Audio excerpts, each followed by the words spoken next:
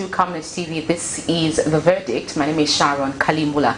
And today we have a special program dedicated to journalists and all the men and women occupying the media space. Why? Because today is World Press Freedom Day and it's being commemorated under the theme Information as a Public Good. And as we delve into the discussion, we will talk about a lot of things affecting the media and how we want it to be as we move forward. We have special guests in the studio and my co-host Patrick Soko. He will introduce himself obviously with time, but for now I have Jubel Zulu, who is the Zambia Institute for Media Alliance Vice President, as well as the Southern Province Coordinator for the Zambia Institute of Media Alliance, Mr. Maston Monze. Guys, welcome to Camnet TV. Thank you. Happy World Press Freedom Day. Well, to you too. First of all, we are all journalists here, so it's very difficult for us to actually even interview them because we are behind the questions that we bring out here. So bringing them on set and asking them questions, it's quite something. Patrick. Yeah, exactly. Well, as Sharon earlier alluded, actually this is a governance program, The Verdict, and it has been dedicated to electoral stakeholders as the country holds the general elections. But in a nutshell, we talk about governance issues. Is the media a governance issue? Of course it is. And today the journalists, we are marking their day. It's an important day in media circles because we reflect on media freedoms. But for now, we want to take the center stage. We also try to put the pressure on our colleagues so that they can bring out a number of issues surrounding media freedom. And as this is an election year, as you already know, a lot of issues are expected. Exactly. Media safety is another issue that we'll talk about on this platform. Especially, yes, because we all know that the country is holding its general elections obviously in a few months, and there's a lot of political activities lined up by various political personnel. So with regards to that, journalists at the center stage, for lack of a better term, I think I would say frontliners. You know, when medical personalities are talking about themselves, they say they are frontliners. Equally as journalists, we are frontliners because we are in between. We are bridging the gap. We're making sure that people make informed decisions by giving them what is on the other end, as well as on the other end for them to actually make an informed decision. So our colleagues here will help us discuss this very important day in the media space and what we wish to see going forward. As earlier mentioned, they're from the Zambia Institute of Media Alliance, and we will start by centering our questions on that so that at least they can tell us who they are, because you may just be hearing about them for the first time. Exactly. Patrick, do you know them? I want to know them. Okay, what is Zima? Who are you? What are you doing here? Okay, so ZIMA stands for Zambia Institute of Independent Media Alliance, like we have said.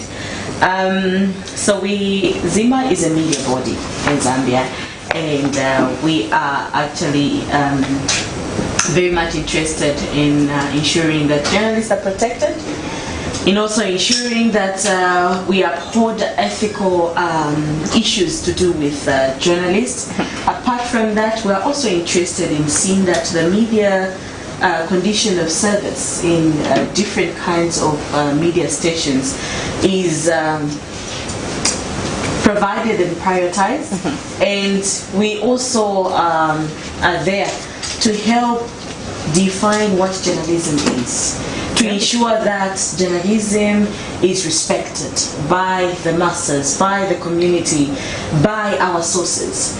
Many other times do we see that at times you find even sources disregarding the journalists, even the public. Right now, like you have rightly put it, we are going into elections, only 2 months that are remaining. And some of the journalists are beaten, some of them they are harassed, some of them they talk ill about journalists. But we want to see an environment where we can have a fair platform, where we can practice on and we can be able to enjoy our work, just as nurses do, just as policemen do. We are one and the same people, but different kinds of professions, and that's what we want to keep. Master, from this perspective, Southern Province. Oh, I think everything has been spoken by my Vice President here. She She has defined what Zima is and what Zima is doing. Yeah. As for Southern Province, yes, we're just a decentralized setup from the headquarters here in Lusaka, and we just do what we stand for as Zima. Yeah. Okay. Maybe just to add on, I think we like saying that Zima has got two eyes. Those are the two eyes that you see under Zima. It's not one eye, but two eyes that you see. What does that mean? And that means that we have our forefront eyes and at the back, meaning that we keep each other's back. Okay. Great. We see what is coming before us, and if it is for us to put immediate measures to prevent unforeseen circumstances, we do that. For the good, not for Zima, but for the good of both of you and others. All of us. Yes, all of us. All of us. Because we're journalists. Exactly. Interesting. Yeah. That brings us to the important topic of discussion, World Press Freedom Day. This year's theme is information as a public good. I just want to find out how you are defining or interpreting this theme in the Zambian context as well as Zima. Well, information as a public good. We know that every information that is taken out, especially when it comes to journalists, when it comes to the media, it helps the public get to understand, and if they are to make decisions, they are to make those decisions on an informed perspective, meaning that it's the most cardinal umbrella of anything that we do in our lives. I can give you an example of what used to happen in the past. We talk about communication, which is the process of you being the sender, you being the receiver, you being maybe the person that is going to give feedback, and you use a channel. All that is called information. So what we do as the media is to send out information, and information that we send out as a media is for the public good, because we highlight important issues that they need to know. We tell them, or we give them information on how best they can do one or two things to enable them prosper, to enable them have development in their communities. When we conduct our interviews in various communities, be it for a mother who is suffering in a certain community, we bring out that information. Help is going to be given to them. We have provided information. And that's what we say, that this thing is actually good. But then again, the question should be, are we doing it?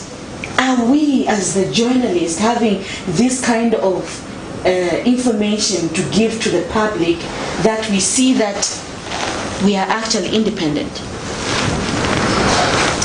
The hostile situation that we are currently in, the environment that the current regime, and also when you talk about the cadres, has put us in, it's very difficult to conduct information, to gather information and bring it out, disseminate it to the people. Hence, this thing, I don't know if I can be able to celebrate it. Ooh. Interesting, Mr. Master. What's your take on that? Well, indeed, I think we'll start with what from where the Vice President has ended. As Zambia Institute of Independent Media Alliance, we decided not to be part of the World Press Freedom Day today. Why? Because of a number of things that are happening in our country where the media is not properly treated. I think it was about 2 days ago when we heard that some journalists were beaten at some secretariat by political cadres and everything. So that tells you that we are not properly protected by the people that are supposed to protect us, the people that are supposed to work with us to see to it that information is disseminated freely to the people. There's too much harassment within the media industry. And apart from that, even today, I think it was going to be very much important to celebrate these two people. Apart from the two people, we have had our journalist that was killed in 2019. What have we done about it? We don't have information on the person that killed Humphrey Nkonde. Up to now, we don't even know how his family is doing. Wasn't it right for us to celebrate such a life? If he was an investigative journalist, why didn't we put our hands together and help out even the family that he left behind? We haven't thought of that. For us as Zima, we think of almost every single thing that we do. And that's how you stayed away from the celebration. Yes. They're meaningless. They don't mean anything. It's not really about us, but people should be able to celebrate us. And how can they celebrate us? Provide good services that we can work on. The conditions that journalists do work on are hostile. Even in different media organizations. Right now as we speak, how many people are able to satisfy their families accordingly because of the salaries that they do get to from their media industry? Clearly journalism or reporting is basically a thankless job. That's what other people would describe it. It's about passion. But there's more to it. Is there something we can celebrate about this day? Because personally, like I mentioned earlier, when I was opening the show, we're all journalists, we're all practicing, and we all feel some sort of patriotism to this career path that we have chosen. We are the fourth estate. People depend on us for information. Is there something to celebrate? I know there's all these things, like just 2 days ago, like you mentioned, there were 2 colleagues were entangled into this ruckus at one of the political parties. And looking at the season, that this political party is this. No, we're not mentioning names. We're not mentioning names. It's there in the domain. Yes, it is, but we're not mentioning names. Ours is to celebrate today and not to mention names. So is there anything that you can point out to say, okay, this is the achievements that we've made so far, and this is where we want to go? What's the outlook, basically, of how we want things to be in the industry? I'll first start with explaining what we mean by celebrations. There are many times, I'm sure you shall have had information that you've carried out from different kinds of organizations or even communities, and change is done because of the information that you gathered. How do you feel, Patrick? You feel proud, right? Yes. And that is how we celebrate. So our day-to-day lives, because of the information that we disseminate to people, is of celebration. I celebrate every day of my life because I am able to give information, and that information is able to change somebody's life. It doesn't mean anything that the head of state was there on the podium praising you guys. Talking about what was the praise all about?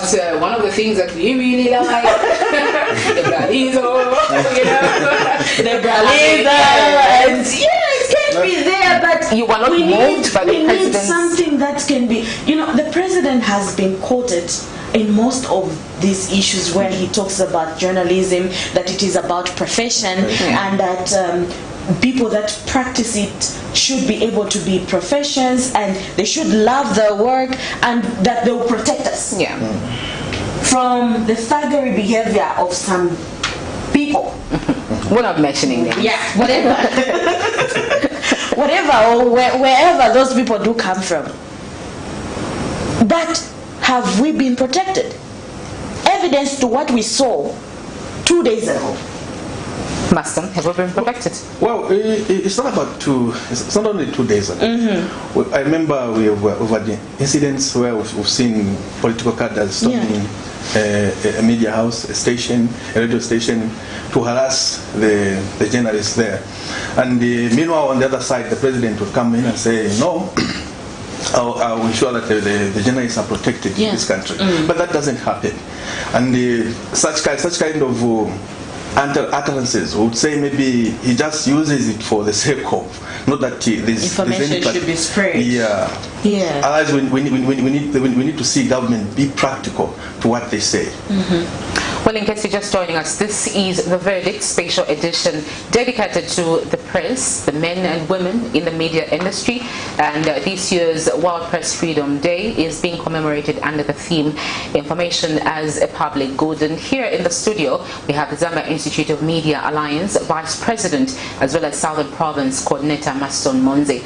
We are privileged to have him from the other end, the other province. Yes. Obviously, we have recorded quite a number of incidences with regards to media harassment, media this, media that. So the fact that we have him here, at least will give us a picture of what happens in Southern Province. Do you have violence in Southern Province against the journalists? Well, we've had some patches of violence and some accusations, some politicians trying to accuse the journalists there of things that they don't do. I think last year we had an incident where we were talking about the radio stations in Southern Province being accused that they are misinforming the people with regards to COVID-19 message. And we, as Zima, we stood saying, no, this is not true. This is a lie coming from a national leader. So we stood as Zima to protect the media, to ensure that the media is protected. Then also, some few days ago, there was an allegation on a certain radio station in Choma that they are involved in filming some videos of the trending story that we hear, the Hatembos. The Hatembos story. So we hear that Baita FM, if I may yes. mention it, they were mentioned that they are the ones that are doing that. We also came out saying, no, that is not true. Baita FM, like any other media organization, they are just an interested party. They're just there to inform the public. They are not part and parcel of the abduction or any hiding of those the Hatembo people. So we have those situations, and we hope going into the 2021 elections there will be some change. If anything, they should be praised. If they are actually doing that, then we should give them an applause, because obviously they are looking at investigative journalism and they want to ensure that the whole information is brought out to the people. Yeah. Well, if in case you're just joining us, we are discussing World Press Freedom Day, and we are colleagues here from Zima who have actually brought out a number of issues. And today is actually an important day for us as media practitioners. And as we discuss various issues pertaining to the industry, on the verdict, we bring out a number of issues. And violence is another pertinent issue that has been identified. And media safety is certainly an important aspect that we look at on this platform, because if the informer is curtailed from informing the nation, then people may not even make a wise decision when it comes to voting, because the people won't have information. So it is our duty as media practitioners to ensure that we actually highlight a number of issues. On various political party manifestos, we've seen two major political parties, the UPND and the Patriotic Front. They have all launched their party manifestos, notwithstanding other political parties like the MDC, of course. We have the leadership movement, we have the democratic parties. All these party manifestos, the Socialist Party, people need to understand the philosophies of these political parties. And it is our duty as media practitioners to ensure that we actually bridge that gap. And that's why we actually media safety is important. Okay. Well, we'll just take a break. On the other side, we'll continue discussing media issues. Stay tuned.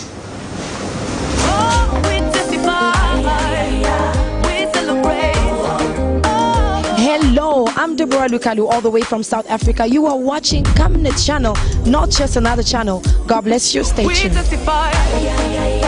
We celebrate.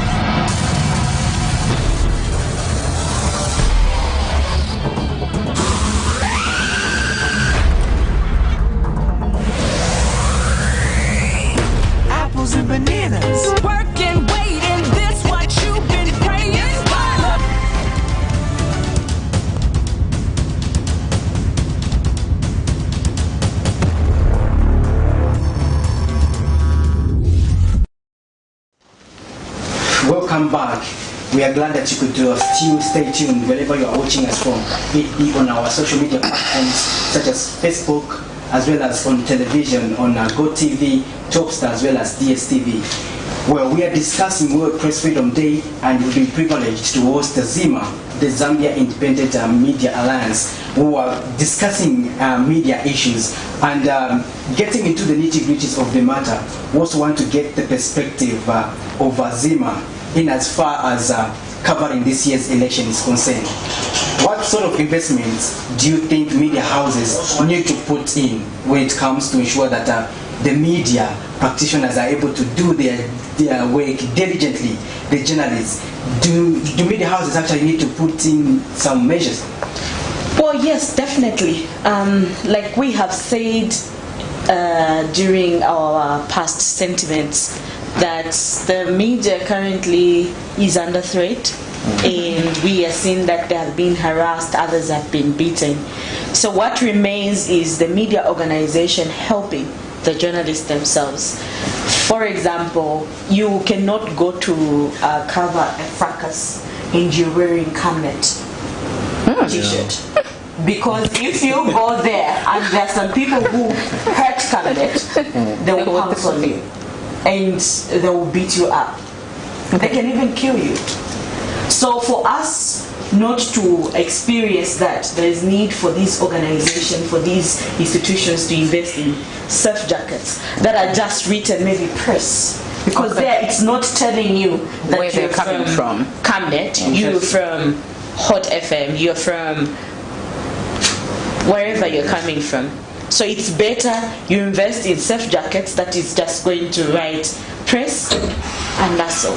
But you know that you carry your face with Camnet TV. Yeah. Yes. All right. That is very important. Well, in case you are just joining us, you can also call in and send in your contributions. This is a live broadcast of The Verdict dedicated to the media. So all of you out there in the media space, call in and bring out your contributions with regards of how you want us to move, especially in the next 3-4 months. It will be, you know, it will be too much. It's too much, right? Yes, it will be heated. You know, it won't be like the way we are now. Obviously, by this time around, Patrick will be somewhere in Shangombo covering his story. He'll be on another platform. He'll be doing this and that. So, how do you want to ensure your safety as we move towards the general elections? Those in the political scene have actually stated that it's a deciding moment. The fact that it's a deciding moment, meaning there'll be a lot of activities lined up for you, and your safety as a journalist is very, very important. Zima was talking about media houses investing in safety nets. How much are you doing to reach out to these media institutions, media heads, to just at least align them to their realities? Because we've got media owners that, and I've never been in the field. You know, they've never been in the field. Obviously, they know I need to protect my journalists, I need to protect my employees and stuff. But then you are mandated to talk to these people, to put them in tune with what is happening, with the reality. You've covered elections before, not so? And you have covered elections. He has covered. We've all covered elections here. But this year, now I think so we need to ensure that we protect ourselves. How much are you doing to reach out to these media houses, at least one-on-one, have meetings, have conversations, how they can protect us? Yeah, so like we have said, we have decentralized our organization into various provinces. We have the Copper Belt coordinator, we have the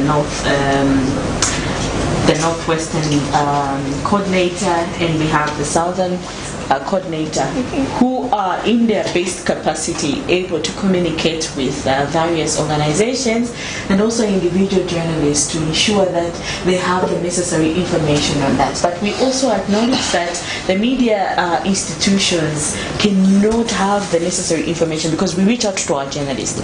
So there's also need for us to reach out to the organizations, the owners themselves. And so what we are currently trying to put in place is to be able to talk to the media organization owners association, where we can where they can be able to help us reach out to their friends, so that we can talk to them on this important program. One thing that I also wanted to mention is that there is need for us to take up these programs, the scholarships that maybe can be offered from different podiums on media safety, because there it provides enough information that a journalist can be able to use. They can talk about maybe safety kits that we need to be moving around with them. I don't think that we have done that even here in Zambia. We always move aimlessly because they have sent us to go and cover this party, and we just go and cover it without knowing that there might be some things that can happen that can injure you. So we need to carry tools that we can use as first aid. Paper spray. So we need to invest in that personally, because I am the one who is sent to go and cover that maybe fracas. The editor will stay in the office, and I'm the one who is going to suffer if the tear gas meets me, who is going to. I was tear gas. I've been a victim of that. Yes, I've been a victim of that. And you feel the pain and the tears that come from you. Out, I know there was a media house, I think 2-3 years ago, that was invested in pepper spray for their reporters. I think that's what I've done on that one. The other issue that I think every time you want to open a media house, on the regulations, I don't know how they call it, whether they're guidelines or regulations from IBA, they emphasize the issue to do with security. That's why there's need for a media, there's need for a guard room whenever you enter any media house and everything. So I wish to also emphasize to our journalists, to our media houses out there, they should beef up that, because where we are, the 3 months that we are going into, it will not be easy for us. So let them beef up their security and ensure that they protect themselves from the thuggery that comes with the elections that are ahead of us. We have covered elections from, I think, the time that I joined. It's now going to 10 years. It is going to be called a veteran or a fossil. So we have covered elections, and we always see what goes around. And we can predict right now how it's going to be for the media, which means that we need to beef up security upon ourselves. But how best can we do that? It is investing in the necessary tools that we need to use. I'm not talking about you having guns. No, we're not going that route. But I am talking about you ensuring that you are safe. And how can you ensure that you are safe? You need to make sure that you have a safety kit with you. You need to ensure that your gadgets are, there's no story worth dying for. We need to get that in our heads. You had a briefing and you talked about that. Yes. You insist on that. But there are people saying, I want to make a name. Make a name. And then I die for the story. And what is going to happen afterwards? You make that story, you die, your family wallops in poverty, and we, the media, are not even able to safeguard you and also your family. You're not even going to talk about me on One Press Freedom Day. You won't. Just like we can talk about Humphrey. We forgot about it. Yes. Well, in fact, being a host actually gives me a privilege to actually ask you a question, Sharon. This is actually World Press Freedom Day. How are you celebrating? She's one of them celebrating. I think this is unfair. I don't know why, but I feel it's unfair. I'm co-hosting with you, and then you're putting me on the spot. I think for me, basically, there's a lot to celebrate. I think that's one of the reason why I'm wearing my T-shirt. I barely wear this on a Monday. I'm always in my those clothes, I love looking good. But today I thought, let me just brandish myself with a T-shirt for the media house that I represent. And I'm very proud to be associated with it. And being part of the Fourth Estate, my job basically is to share information. And I understand that this year, being a crucial year, obviously we've been reporting all along. And I've done quite a number of reportage. I've reported on different stories. But this year, being specifically politically charged here, like we mentioned in the promo for the verdict, there's a lot of activities. Our lives are at risk. We are frontliners, but at the same time, in as much as our lives are at risk, we need to make sure that we share the information to the people so that they make an informed decision. They are depending on us.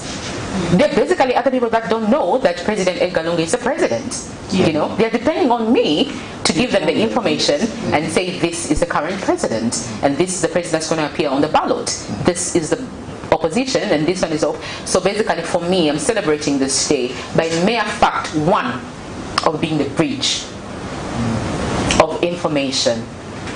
I know we've been through a lot of things. I know we've experienced a lot of harassments. Like one of the key ones that I can point out that I've experienced, which is really, really sad, is the time that I was tear gassed when we were covering one of the opposition leaders by the police. So for me, my own earnest call on this day, which is 3rd, is that can we have a better correlation between the police and the media?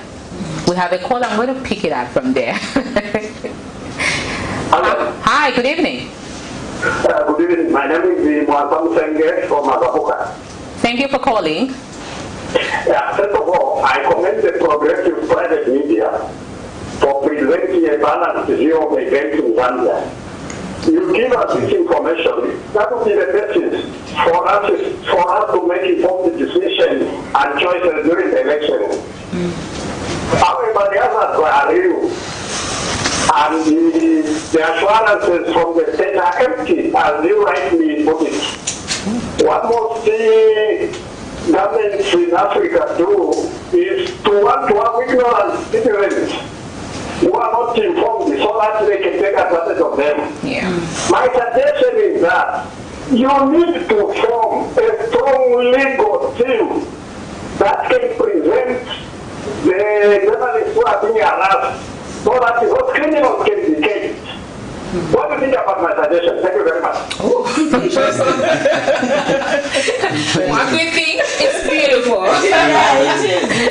It's a welcome suggestion, and it's valid. Yes, and actually that reminds me, we don't know if at all Zima will equally pick it up, but MISA equally has a similar platform where they would say they would provide legal support to journalists with cases to answer, especially politically charged stories, sometimes which they may land them into problems. But again, like he said a strong legal team. What talking about strong? We need emphasis on in terms of protection. Yeah.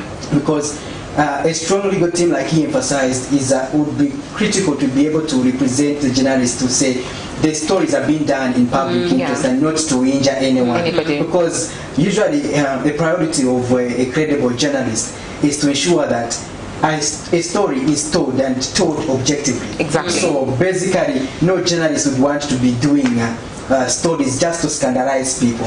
I think we take Mr. Mwansa's suggestion, and we have Zima here. It's a growing institution that I'm sure they will take into some of these purposes into consideration as they make their planning for various media activities. Well, I'm putting you on the spot. You put me on the spot, Patrick. How are you celebrating this day? Is there anything worth celebrating? You're not going to do that to me and you expect me to just it. Interesting. Well, briefly, under a minute. Well, under a minute, I think for me, I deserve to celebrate this day. Yeah, because I've gone throughout this industry personally, and also equally contributed effectively to institutions that I've worked for, and I'm working for Cabinet, and I'm still trying to make a mark for this important media house. You know, for me, media freedom, you know, we actually reflect, in Zambia, we actually have a better scenario compared to other countries like Mexico, where they are classified as dangerous countries for journalists. So actually on this day actually reflect on how our colleagues are suffering, how just to get information. So for me, this day, I also reflect to say, how can I better contribute towards a positive society? Because my overall responsibility as a journalist is to ensure that the people are informed and informed accurately. Great. You're watching The Verdict, and you can also call in as well as send us the messages on Facebook and other media platforms that we are live on. You wanted to say something? Yeah, just add on what Patrick has said. I think why no? It's not everything that we should condemn. Yeah. That's why I asked. Is there anything we can point out and celebrate? In Zambia, as I mentioned, we have that opportunity to have more media houses being opened. Yes, there's that free space. And we appreciate that the government of the day is giving us that opportunity to open up more radio stations, more news outlets. I think I think somehow we can also celebrate that, and kudos to the government for that. But as they say, you're not going to point out those nice things. You point out the wrong things so that people can improve on those. Yes. You know, you may do 90% beautiful things, but people will not point out. That 10% can carry out more issues that needs to be done. Like Patrick has already said it. This day calls for you and I and everyone else who is a journalist to have self-introspection. Exactly. On what they are able to do, and going forward, what do they want to see this industry grow into. We have had the past journalism practice that maybe it was very difficult for others to even have a computer, and now they are able to have that computer. But now, this kind of generation that we have journalists that can practice mobile journalism, but we also have citizen journalism. We also have those that are called bloggers, and they can blog anything at any time, putting at risk the job of traditional media journalists. Because now people are looking at who is able to be a presenter, who is able to edit news, who is able to go and gather news, who is able to even talk to various people and conduct this program. So if you're not able to do that, then I would rather go to a person who is online and is able to do that. Talking about that, okay, you can come in shortly. Just to add again on what the Vice President has mentioned. The question from Mazabuka has reminded me, or has brought memories of the Zambia Media Bill Council, the ZAMEC Bill. Yes. I think as journalists, as media bodies, we try by all means to push that thing for it to be enacted into law. But up to now, going into the elections, there's nothing that has been done. We are still very soon. I think maybe in a few days' time, Parliament will be dissolved. We're not going to see that ZAMEC Bill coming up, because the ZAMEC Bill was there to respond. It is still there. It's still there. Yes. Obviously, it will not be worked on in the sitting of Parliament. So it's there to respond to some of the concerns from the public that journalists are being beaten, who is there for them, journalists are being unprofessional, because we can also criticize ourselves. People say sometimes we are very unprofessional, this and that. ZAMEC B is there to respond to that, but it has not been enacted, sadly. With the coming of online media, you brought out a point, and that made me think mainstream. My God, we've received a lot of backlash from these online media guys. You know, where somebody will just sit behind the keyboard. You know, I call them keyboard masters. They'll just be behind the keyboard. You know, you're a journalist. What kind of journalist are you? You know, when you go for a press interview, they expect us to ask these bombastic questions. You don't ask questions. What kind of journalist are you? Wait a second. The fact of the matter is that not everyone can be a journalist. But with the coming of online media, how do you think we should approach it? Because we can't do away with the advancement of technology. Technology is here to stay with us. How do you think media practitioners or journalists should embrace this technology that has come in order to meet the digital world out there? Because I would do a story, because me it's TV, I would do a story at 10. I'll probably publish it at 14. Yeah. But we Kalemba. Our very You know, own. we'll do it within a second. Yeah. So, just how best do we think we can match up to the standard Yeah. with this online thing? I don't know how you understand, but I think it's one of the challenges that we are facing. Yes, it is. Actually, there's an advantage and disadvantage of online. One thing that I have come to notice is that despite us having these online platforms, We seem to have a caller. You just hold on to your thought. Hold it. Hello. Good evening, how are you? Fine, and you? Thank you for calling. Tell us your name and where you're calling us from. Oh, this is Kasweka calling from Chililabombo. Thank you, Kasweka. Please go ahead with your contribution. Well, I don't know if this is a contribution or a question. Okay. I'm asking about Prime TV. When are they opening? Because there is a chance to be open. Yeah. Anything else, Kasweka? Oh, that's the only question I have. You're not even going to wish us a happy World Press Freedom Day? Come again? You're not going to wish us a happy Press Freedom Day? Oh, I forgot that. Really? Wishing you all the best. Thank you so much. Okay, you're welcome. Well, media boys. well, I think that was covered even when they had the Press Freedom Day celebration today, where Mr. Ennis Standa had brought out the information that there's needs for governments to ensure that they have these media organizations operate in an independent manner, and also for governments to be able to accept criticism if it is coming from, divergent views. And he also pointed out to say, during this regime that we have had 2 media organizations that have been closed, which is the Prime and also the Post newspaper. And he vividly touched on the Prime TV, that there's really need for us to bring it back, because it was one of the private media organization, which is TV, that used to bring out information on various issues and had divergent views. And according to what the president said, he said his hands are tied. He can't do anything about it. Leave it there. Lasambamo. So the issue is with IBA.